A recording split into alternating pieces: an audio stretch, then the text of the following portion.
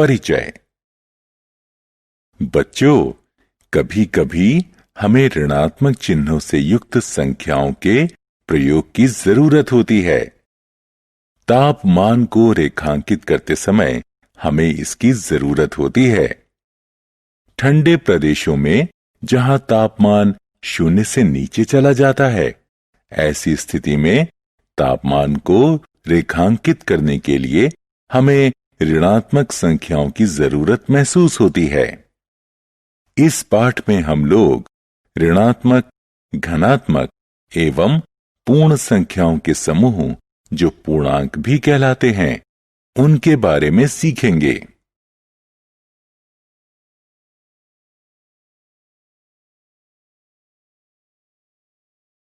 उद्देश्य। इस पाठ के अंत में आप निम्न करने में सक्षम हो जाएंगे: पूर्णांकों को परिभाषित करना, पूर्णांकों को संख्या रेखा पर वर्णन करना,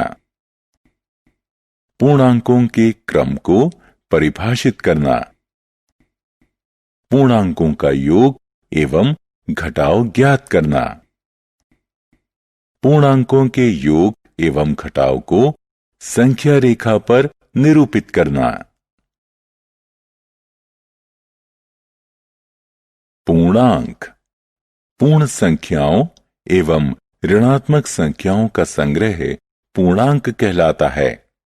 जैसे घटा 4, घटा 3, घटा 2, घटा 1, 0, 1, 2, 3, 4 इत्यादि। प्रिय बच्चों, आप लोग प्राकृत संख्याओं एवं पूर्ण संख्याओं के बारे में पहले पढ़ चुके हैं। यदि हम इन प्राकृत संख्याओं से पहले ऋणात्मक चिन्ह रख देते हैं, तो हमें पूर्ण संख्याओं के साथ इन ऋणात्मक संख्याओं का जो संग्रह प्राप्त होता है, वह पूर्णांक कहलाता है। संख्या रेखा पर पूर्णांक का निरूपण। यह आकृति एक संख्या रेखा को दर्शाती है, जिस पर समान दूरी पर कुछ बिंदुओं को अंकित किया गया है। इस संख्या रेखा पर एक बिंदु 0 के रूप में अंकित किया गया है। बिंदु जो कि अंकित बिंदु 0 के दाईं तरफ है, धनात्मक पूर्णांक कहलाते हैं। बिंदु जो कि अंकित बिंदु 0 के बाईं तरफ हैं, ऋणात्मक पूर्णांक कहलाते हैं, जो कि घटा 1, घटा 2, घटा 3 इत्यादि हैं। इस प्रकार के पूर्णांकों का निरूपण संख्या रेखा निरूपण कहलाता है। यहां जमा 2 अंकित करने के लिए हम समान दूरी से दो बिंदु 0 से दाईं तरफ बढ़ते हैं। इसी प्रकार घटा 5 अंकित करने के लिए हम 0 से 5 बिंदु बाईं तरफ बढ़ते हैं। पूर्णांकों का क्रम। एक बार पुनः संख्या रेखा पर अंकित पूर्णांकों का अध्ययन करते हैं। हम जानते हैं कि संख्या 9 संख्या 5 से बड़ी है। अब जबकि हम संख्या रेखा को देखते हैं, तो ज्ञात होता है कि संख्या 9 संख्या 5 से 4 अंक दाईं तरफ की दूरी पर है। इसी प्रकार संख्या 5 0 से बड़ी है, इसलिए यह 0 से दाईं तरफ है। चूंकि 0 घटा 2 से दाईं तरफ है, अतः यह घटा 2 से बड़ी है। इसी प्रकार घटा 2 घटा 7 से दाईं तरफ है, अतः घटा 2 घटा 7 से बड़ी है। इस प्रकार हम देखते हैं कि संख्या रेखा पर बड़ी संख्या दाईं तरफ अंकित की गई है तथा अपेक्षाकृत छोटी संख्या संख्या रेखा पर बाईं तरफ अंकित की गई है।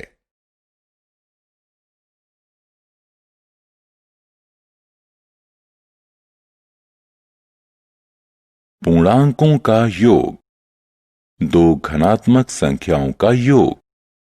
उदाहरण, एक लड़का सीढ़ियों पर चढ़ता है। वह 6 पायदान ऊपर चढ़ता है एवं थोड़ी देर ठहरकर पुनः 4 पायदान और ऊपर की ओर चढ़ता है। तो वह लड़का सतह से कितनी पायदान ऊपर चढ़ता है? हल, आप देख सकते हैं कि उसने कुल मिलाकर 6 जमा 4 पायदान चढ़े हैं, जो कि 10 पायदानों के बराबर होते हैं। दो ऋणात्मक संख्याओं का योग। उदाहरण, एक खेल जिसमें आपको कागज की कुछ पर्चियों में से 2 पर्ची चुनना है जिस पर संख्याएं अंकित हैं। आपको चुनी हुई दोनों पर्चियों के ऊपर अंकित संख्याओं का योग निकालना है। मान लें, अगर आपको संख्या क्रमशः -2 एवं -5 मिलती है, तो बताइए इन दोनों संख्याओं का योग क्या होगा? यह होगा -7 के बराबर। दो पूर्णांकों का योग। उदाहरण, मान लीजिए ऊपर दिए गए खेल में आपको संख्या क्रमशः -5 एवं -9 दो पर्चियों पर प्राप्त होती है, तो उनका योग क्या होगा? जी हां, उनका योग -4 होगा।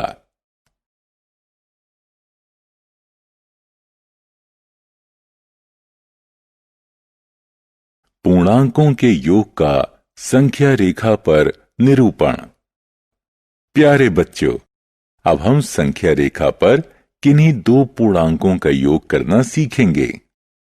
मान लें, अगर हमें पूर्णांक 6 एवं 4 के योग को संख्या रेखा पर निरूपित करना है।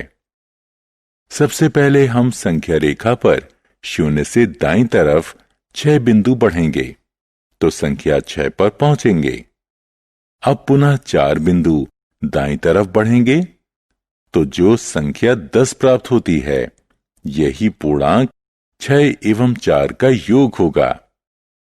अब हम दो ऋणात्मक संख्याओं -5 एवं -4 का योग संख्या रेखा पर निकालते हैं। इस स्थिति में हम पहले 0 से बाईं तरफ 5 बिंदु बढ़ते हैं, पुनः 4 बिंदु बाईं तरफ और बढ़ते हैं तो संख्या -9 पर पहुंचते हैं। इस प्रकार हमें पूर्णांक -5 एवं -4 का योग -9 प्राप्त होता है।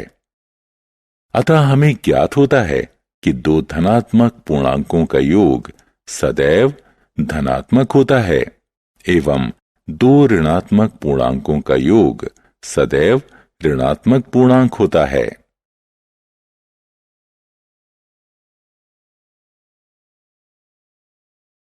योग व्युत्क्रम। मान लीजिए कोई चींटी 3 बिंदु 0 से दाईं तरफ रेंगती है तथा वापस रेंगते हुए उसी बिंदु पर आ जाती है, तो बताएं वो कहां तक पहुंचती है? आप देख सकते हैं कि यह 0 पर है। इसी प्रकार 2 एवं -2 को जोड़ते हैं तो योग 0 होता है। यदि हम 3 एवं -3, 4 एवं -4 इत्यादि का योग 0 होता है। अतः ये सभी पूर्णांक आपस में योग व्युत्क्रम कहलाते हैं।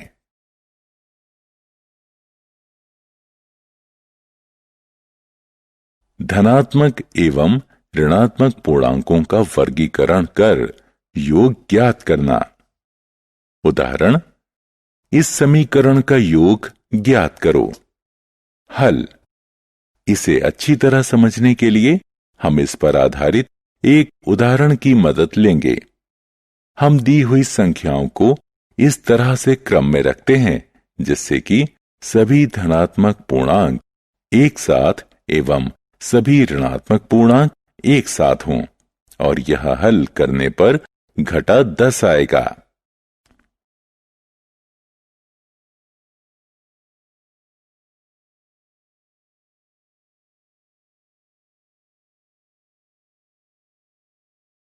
ऋणात्मक पूर्णांकों का घटाव। उदाहरण, घटा 10 में से घटा 5 को घटाओ। हल। अब हम संख्या रेखा का प्रयोग कर घटा 10 घटा कोष्ठक में घटा 5 का मान ज्ञात करते हैं। यह घटा 10 जमा 5 की तरह ही है। सबसे पहले हम घटा 10 से शुरू करके 5 बिंदु दाईं तरफ चलते हैं तो संख्या रेखा पर अंकित पूर्णांक घटा 5 पर पहुंचते हैं।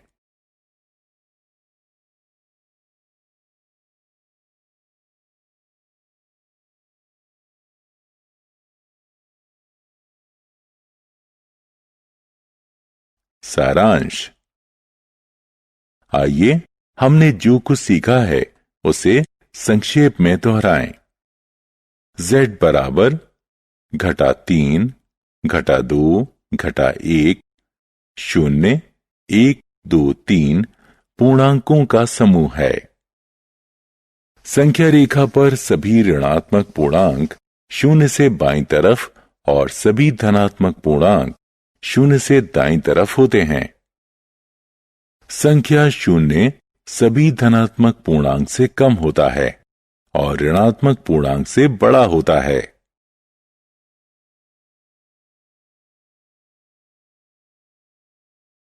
पूर्णांकों के जोड़ एवं घटाव। 1. जब दो धनात्मक पूर्णांक को जोड़ा जाता है हमें एक धनात्मक पूर्णांक प्राप्त होता है। जब दो ऋणात्मक पूर्णांकों को जोड़ा जाता है हमें एक ऋणात्मक पूर्णांक प्राप्त होता है। जब एक धनात्मक एवं एक ऋणात्मक पूर्णांक को जोड़ा व घटाया जाता है तो हमेशा बड़ी संख्या का चिन्ह लगाया जाता है। एक पूर्णांक का घटाव उसके योग व्युत्क्रम के योग के समान होता है।